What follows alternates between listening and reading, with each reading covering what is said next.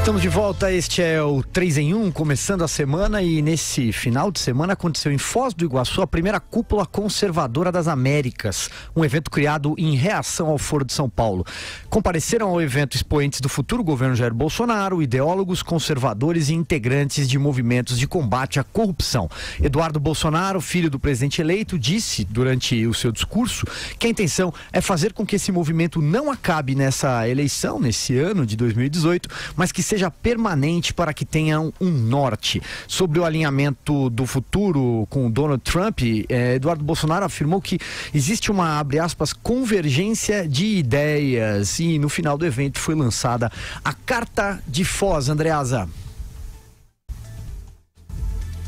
Pessoal, é o seguinte, esse evento foi organizado, idealizado pelo Eduardo Bolsonaro, que é o líder do PSL na Câmara, e teve como braço formulador, inclusive, da carta apresentada ao final e lida pelo príncipe, futuro deputado Luiz Felipe Orleans e Bragança, a Fundição Índigo, que é, a fundição é ótima, a Fundação Índigo, que é a fundação do PSL, assim como os partidos têm, né?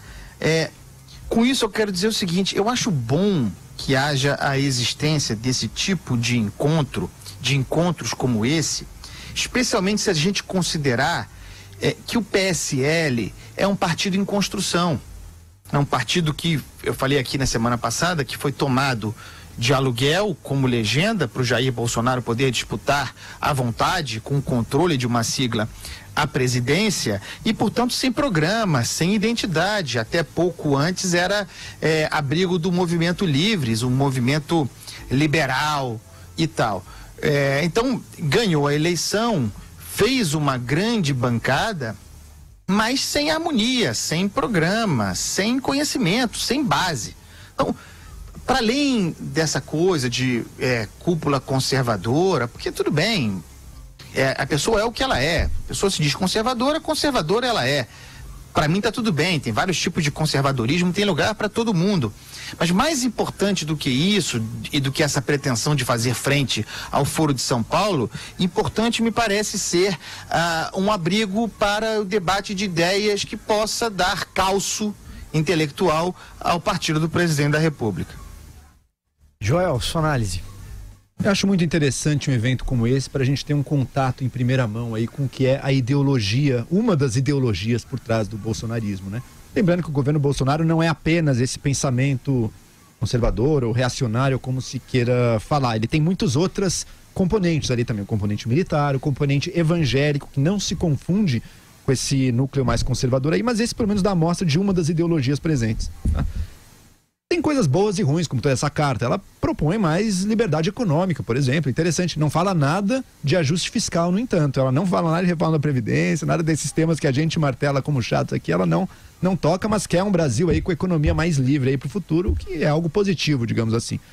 Agora, também deixa claro os limites de uma ideologia. Como, por exemplo, quando eles passam ali um documentário aí ao longo do evento, falando do Adorno, esse filósofo aí, como um dos grandes artífices da ordem satânica moderna, como queiramos chamar assim. Adorno, que foi um pensador totalmente perdido no torvelinho do século XX, aí não teve a influência que gostaria de ter tido, foi pego de surpresa pelos movimentos estudantis dos anos 60, aos quais ele foi contrário, morreu amargurado porque ele achava que estava tudo indo pelo caminho errado. Alguém igualmente crítico da União Soviética, que ele não tolerava, embora fosse de esquerda, não tolerava, mas também que achava que a ordem capitalista estava impondo uma situação muito alienante para as pessoas. Enfim, um pensador aí com os seus defeitos, suas virtudes, não um grande demônio da história. E é muito comum no pensamento conservador de hoje em dia, com o qual eu tenho bastante contato, já li muitos desses autores mencionados aí que fazem sucesso hoje em dia, muito comum essa visão meio conspiratória, sabe? Alguns pensadores, ou a escola de Frankfurt, ou alguns outros filósofos do século XX criaram um mundo de pesadelo que a gente viveu. Isso é simplesmente falso, né?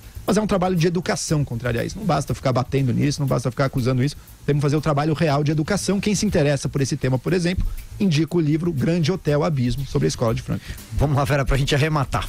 Bom, já que os dois acho que deram bastante conta do caráter ideológico e filosófico da cúpula, eu vou me ater ao caráter político. Ficou muito claro, tanto no discurso do Eduardo Bolsonaro, quanto no próprio discurso por videoconferência do Bolsonaro e do Olavo de Carvalho, que para além de discutir o conceito do conservadorismo, existe uma disposição de deixar o fantasma do PT, do comunismo, do Foro de São Paulo permanentemente na sala.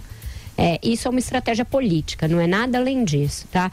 Você cria ali um emplastro sabiá argumentativo.